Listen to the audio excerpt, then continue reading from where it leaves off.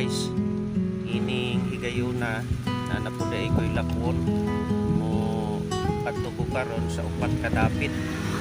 Una muhapit ko diri sa pulo dito sa may emission smoke test, kay doon ako'y follow upon dito nga ako ang rehistro sa ako ang motor, ako tuon karon dayon. Sunod na ako nga at lakon karon guys,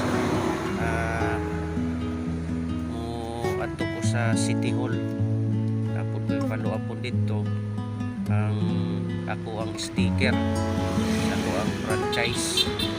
Ang ikatulo adto ko dito sa LTO, sa opisina sa LTO karon. Adto na ko karon guys, kay medyo hapon-hapon na. Sunod na kuwano na nakukoy takon hangtod na naunyang gabi